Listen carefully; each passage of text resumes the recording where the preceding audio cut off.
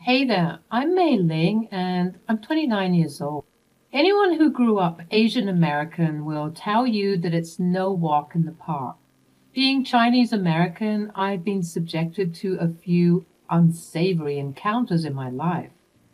Needless to say, I've gotten used to being discriminated against as well as learning to fight for my dignity. I had learned to navigate through life with resilience. I had to, lest I be subject to more cruelty from people around me.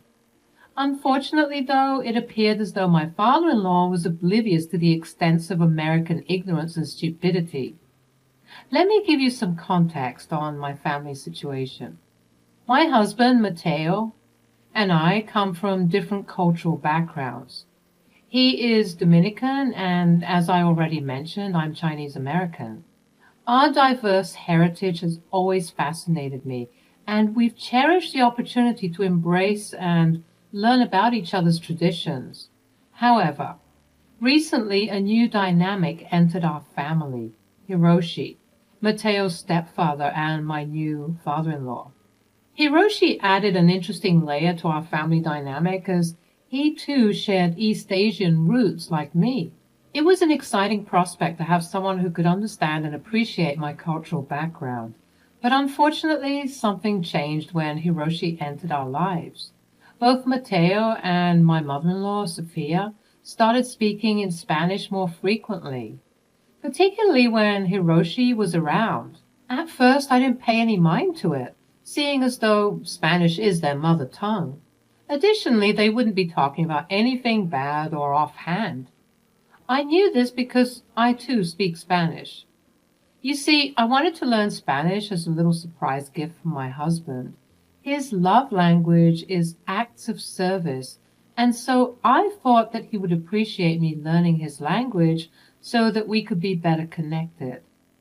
I'll admit I kept this secret from them longer than what was originally intended, but that's because my fears and anxieties prevented me from exposing the truth, that I could hear what they were talking about. I still believed that my Spanish wasn't good enough, and so I kept this secret to myself despite gaining fluency more and more.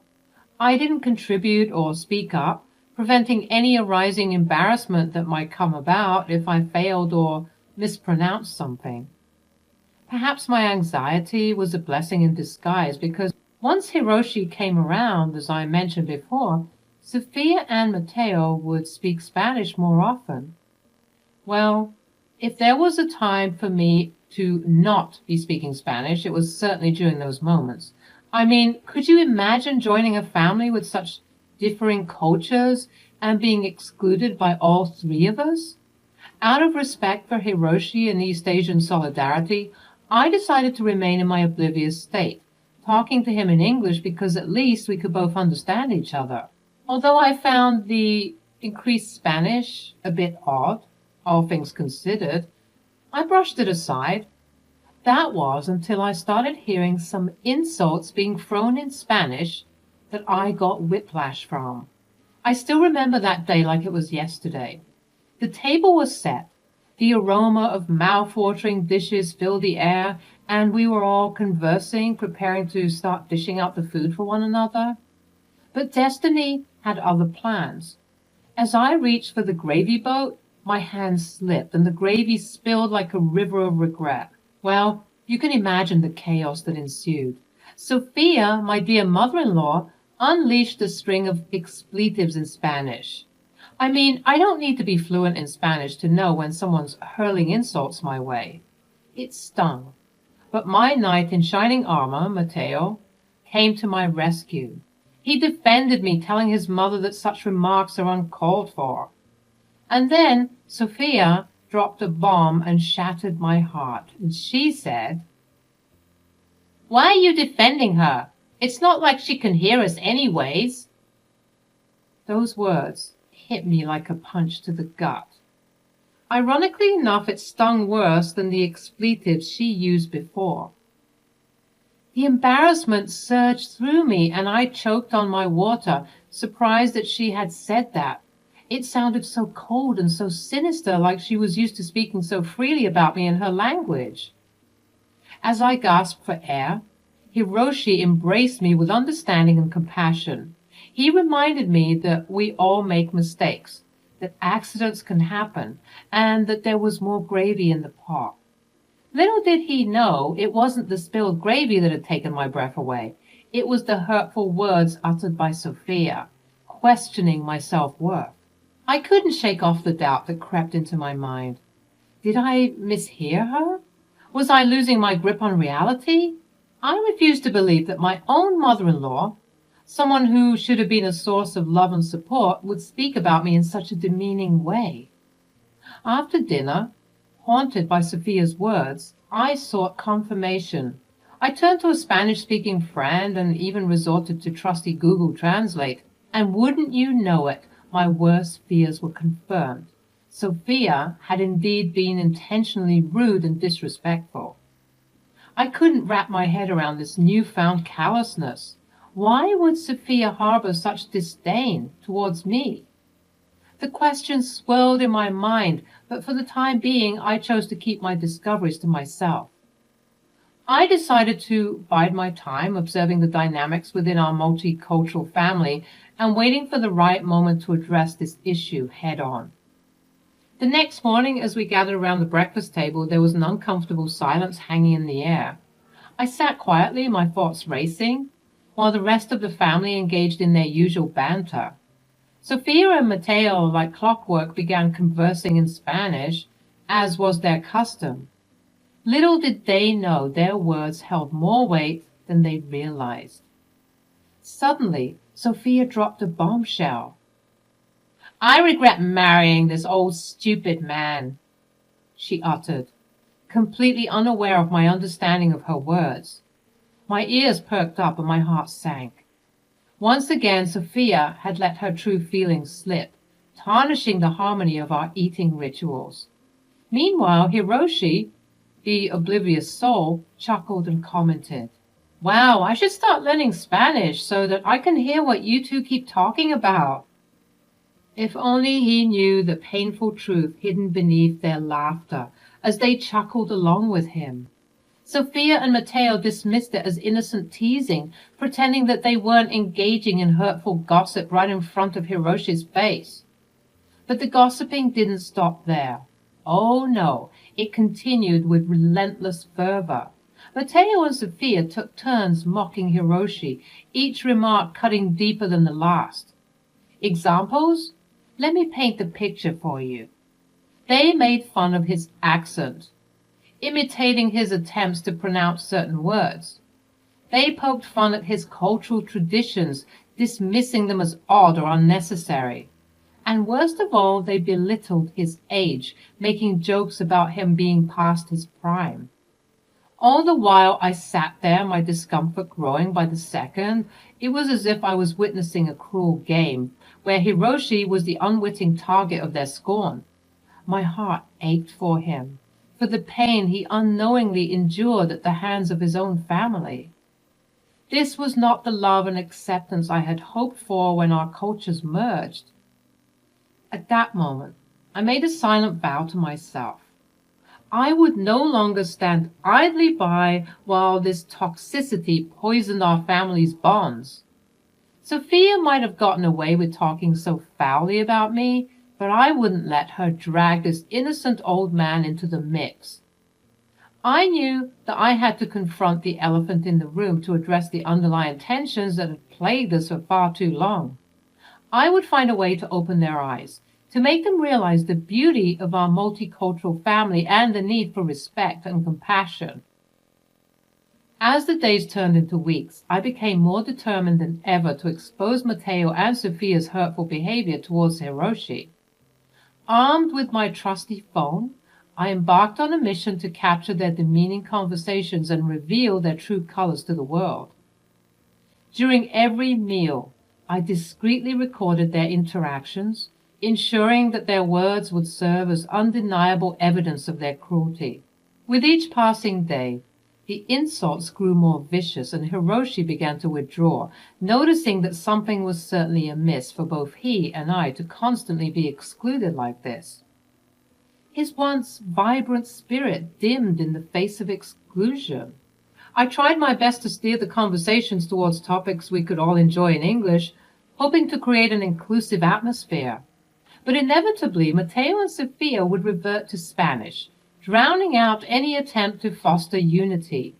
Their gossiping and insults directed at Hiroshi poisoned the air, suffocating the joy that mealtime should have brought. When I would revisit those covert recordings, reconfirming what I had originally translated, I pieced together a heartbreaking truth. It appeared that Sophia had married Hiroshi solely for his wealth, lamenting the fact that she would have to wait until his passing to inherit his fortune. The depth of her greed shocked me. Meanwhile, Mateo, my husband, not only participated in these insults, but found amusement in his mother's despicable intentions. The weight of this knowledge pressed heavily on my heart. How could I have been so blind to their true nature? The very people I had expected to embrace and celebrate our unique family dynamic had betrayed that trust. It was clear that I had to take a stand, not only for Hiroshi's sake, but for the integrity and love our family deserved. In the silence of the night, I listened to those recorded conversations again and again, fueling my determination to confront Mateo and Sophia with the undeniable proof of their disdain. I knew it would be a difficult path to tread, fraught with tension and confrontation, but I couldn't let them continue their hurtful ways unchecked.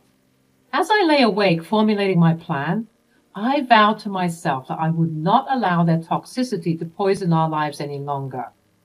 Hiroshi deserved better, and so did our family.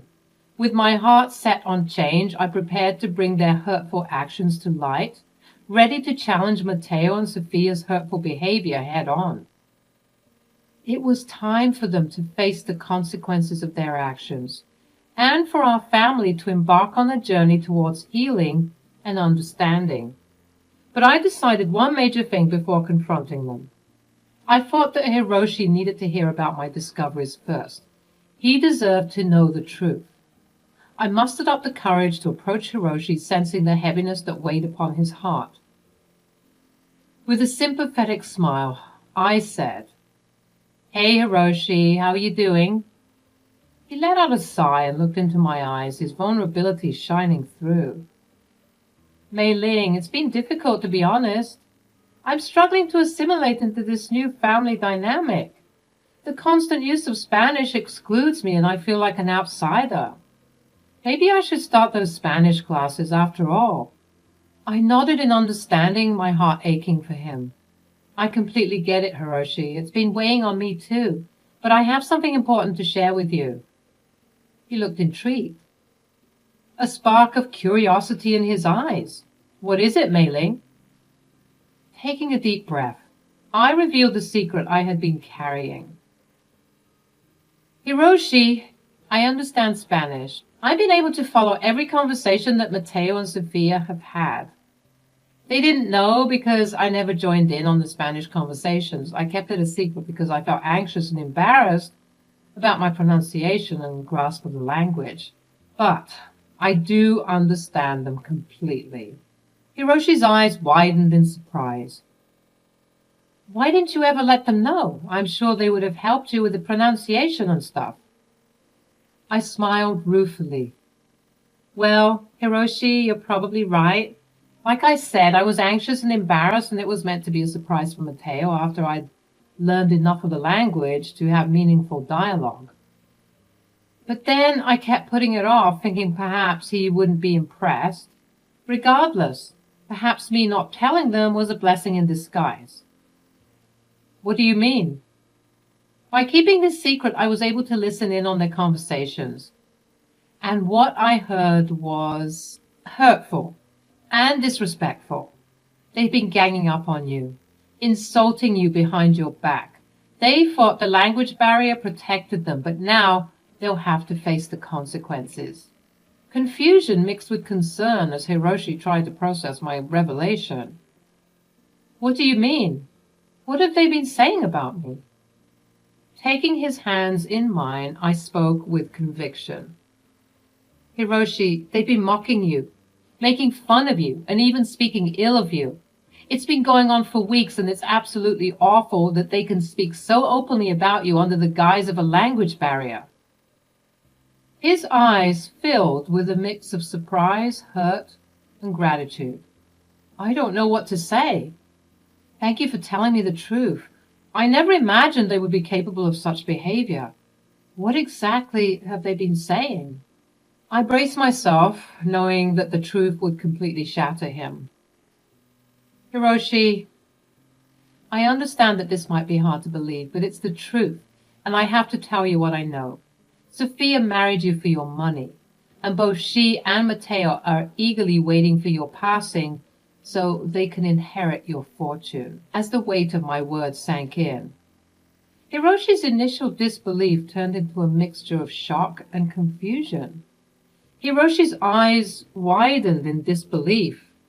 I reached out gently, placing a hand on his shoulder, but he moved away. "No, Mei Ling, you must be mistaken. Sophia loves me, and Matteo loves me too. They wouldn't do that. Are you sure you're being honest with me? Maybe it's you who's trying to cheat me." With determination in my voice, I assured him. "Hiroshi, I wouldn't bring this up if I didn't have concrete evidence. I recorded their conversations, and you can hear it for yourself. Check with any Spanish-speaking person you know to confirm what they're saying." At that moment, I airdropped the recordings to Hiroshi's phone, allowing him to uncover the truth for himself. "Listen to these conversations, Hiroshi, and then you'll see the reality of the situation." Days passed, and there was a palpable tension in the air between Hiroshi, Sophia, and Matteo.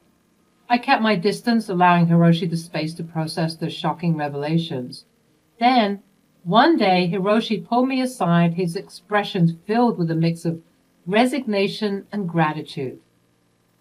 "I owe you an apology. I doubted you, and I let my love for Sophia blind me. But after consulting with some of my Spanish-speaking friends and listening to those recordings, I finally believe you. I can't believe they would stoop so low, saying all those awful things about me. What did I ever do to them?"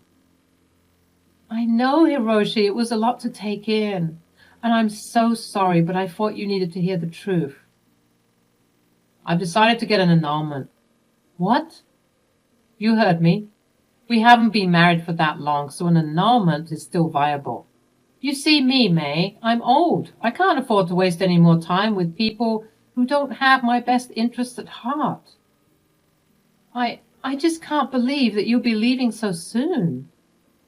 "Leaving is the most logical thing to do.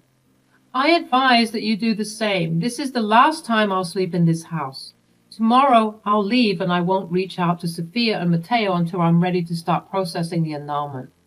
But in the meantime, I think I might need a vacation." "I understand, Hiroshi. You deserve a life full of genuine love and peace, and I guess I do too." And with that, Hiroshi and I exchanged a hug, and we both went on our way. The next day, as was promised, there was no sign of Hiroshi. He'd packed up a bag and just left, leaving Sophia and Matteo confused, but also giving them free rein to continue disparaging the poor man's name. I could hear them as I was putting away the dishes, and they were in the living room nearby.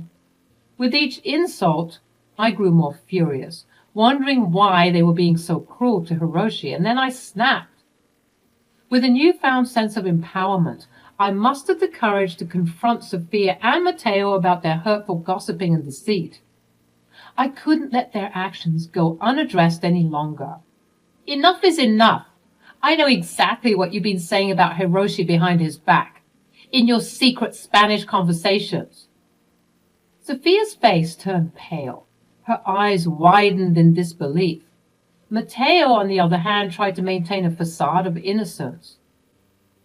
"You have no idea what you're talking about." At that moment, I switched gears, revealing a side of me that they had never seen before. Speaking in fluent Spanish, I confronted them head-on. "Do not underestimate me. I've understood everything you two have been saying for the past 3 weeks. You've been insulting and disparaging Hiroshi ever since he came into our lives." Sophia and Mateo's faces flushed with embarrassment. Their gazes shifted away from mine. They were caught and exposed in their web of deceit. Mateo finally broke the uncomfortable silence, his voice tinged with a mix of curiosity, regret, and even hurt. "Why didn't you tell me that you could speak Spanish? You're really good." A bitter smile formed on my lips as I replied. I was embarrassed by my imperfect Spanish, but now I realized that my hidden knowledge allowed me to discover the truth about your true colors, about the malicious intentions you've harbored towards Hiroshi. Their eyes widened, unable to comprehend the magnitude of the situation. Sophia's voice trembled as she desperately asked, "What do you mean, Mei Ling?" Taking a deep breath, I revealed the truth, piece by piece. "I've informed Hiroshi about everything. He's currently enjoying a well-deserved vacation far away from the toxicity of this household. And, thanks to his newfound clarity, he has decided to pursue an annulment. So you're not going to get the money." Confusion and panic filled the room as Sophia and Mateo grappled with the consequences of their actions. The realization that their pursuit of Hiroshi's fortune had been in vain left them stunned. You see, Sophia and Mateo, greed and manipulation may have temporarily clouded your judgment, but ultimately the truth prevailed. Hiroshi's fortune will never belong to you. His love and trust were shattered by your betrayal. As the weight of their actions settled upon them, Sophia and Mateo were left to face the consequences of their greed and deceit. The illusion they had woven around Hiroshi had crumbled, and their hopes of an easy fortune had evaporated. At that moment, I stood tall, knowing that I had spoken up for what was right, even at the risk of disrupting the fragile harmony of our family. Unfortunately, the damage had already been done, and the tension continued to simmer between Mateo, Sophia, and me. I knew that I couldn't stay in such a toxic environment any longer. The realization of their cruel intentions towards Hiroshi made me question what they might have said about me behind closed doors. It was clear that their true colors had been revealed, and I couldn't ignore the underlying toxicity of our relationship any longer. In secret, I began planning my exit strategy. I reached out to Hiroshi, seeking guidance and support. His kind-hearted nature and understanding provided me with the encouragement I needed to take this important step. He even offered some financial assistance to help me stand on my own 2 feet, knowing that I deserved better than the toxic atmosphere that had surrounded us. Days turned into weeks as I waited for the perfect moment to reveal my decision. The tension in the house remained palpable, with Mateo and Sophia carrying the weight of their failed plan on their shoulders. They knew they were wrong, but their anger and resentment masked any remorse they may have felt. Meanwhile, I focused on my preparations, gathering the strength and determination to make a clean break. The moment finally arrived when everything aligned. With my bags packed and my mind set on a brighter future, I confronted Mateo and Sophia. I calmly explained that their actions and words had shattered the trust and love we once shared.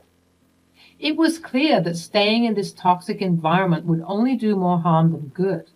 Their faces contorted with a mix of anger and regret as they realized the consequences of their actions. At that moment, I revealed my plans to leave. I stood tall, asserting my worth and declaring my independence. Their attempts to plead and convince me otherwise fell on deaf ears. I had made up my mind and nothing could change it. With a final goodbye, I walked away from the toxicity that had plagued our lives, stepping into a new chapter of my own. As I embarked on this journey towards self-discovery and freedom, I carried the lessons learned from this experience with me. No longer would I allow myself to be confined by the expectations and judgments of others. I had found my voice, and I would use it to shape my destiny, leaving behind the negativity that had once consumed me. It was time to embrace my strength and forge a path that was true to who I am.